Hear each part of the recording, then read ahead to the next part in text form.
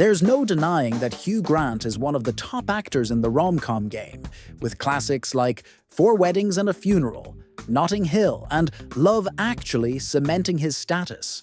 But over the past few decades, Grant has evolved his career, embracing a new archetype: the villain. It seems he was destined for it. While his signature charm and comedic timing remain, his shift toward antagonistic roles has left audiences wondering, will he ever return to his romantic roots? Part of this transition is due to Hollywood's lack of leading roles for older actors, especially in romance films. But rather than fading into obscurity, Grant has flourished, delivering some of his best performances as a slick, cunning antagonist. In an interview, he admitted that he started as a comedic character actor in theater, often playing exaggerated villains. After Four Weddings, Hollywood typecast him as the charming romantic lead. The money was too good to refuse, so he went along with it, until his looks faded a bit, and people started recognizing his range. "Good guys are difficult," Grant said in a recent interview about Heretic. "They're hard to keep from being boring. Almost any actor prefers playing the damaged bad guy. It's just more interesting." So let's look back at some of his best villainous roles, in no particular order, and see why this transformation feels so natural.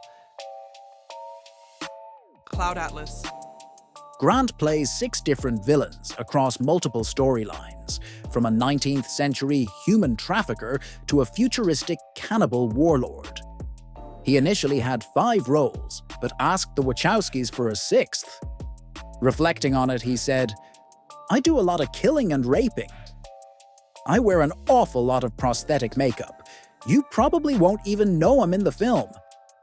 But it was a laugh. Bridget Jones's Diary. Daniel Cleaver isn't a bloodthirsty villain, but he's the most realistic one.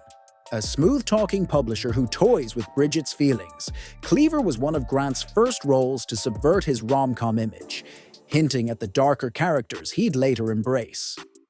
Unlike his earlier rom-com personas, Cleaver is self-absorbed, unfaithful, and unapologetically manipulative. His sharp wit and effortless charm make it easy to see why Bridget falls for him, but his toxic behavior and lack of remorse reveal a more insidious side. The role allowed Grant to retain his signature charisma while adding layers of deception and arrogance, marking an important shift in his career. Operation Fortune. As Greg Simmons, a ruthless arms dealer, Grant is both slimy and charismatic. He effortlessly shifts from charming to menacing, making him an unusually likable villain.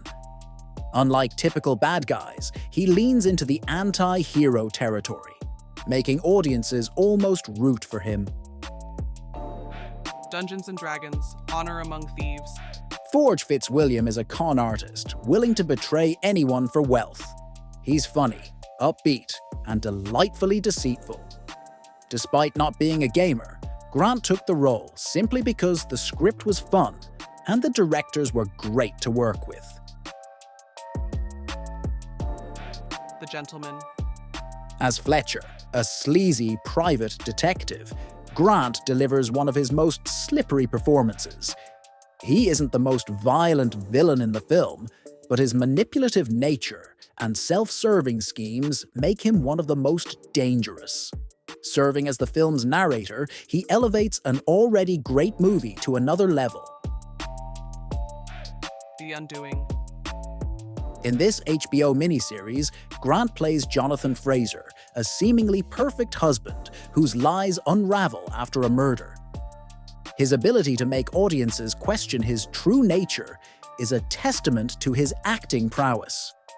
We won't spoil it, but let's just say, you need to watch it.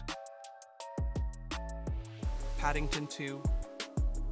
Phoenix Buchanan, a washed-up narcissistic actor turned criminal mastermind, might be Grant's best villain. He takes the stereotype of vain actors clinging to past glory and cranks it to 11. Buchanan's theatricality, complete with elaborate disguises and over-the-top musical numbers, makes him as hilarious as he is devious. Grant throws himself into the role with such self-deprecating enthusiasm that it becomes impossible to separate the actor from the character. The film's climactic moments, especially his tap dance sequence in prison, are a testament to his comedic brilliance. It's no wonder many consider this his best performance, villainous or not. Heretic. Mr. Reed starts as a kindly theology enthusiast, but his unsettling behavior quickly turns sinister. His ability to weaponize charm, making it both disarming and dangerous, turns what could have been a standard horror villain into something far more unsettling.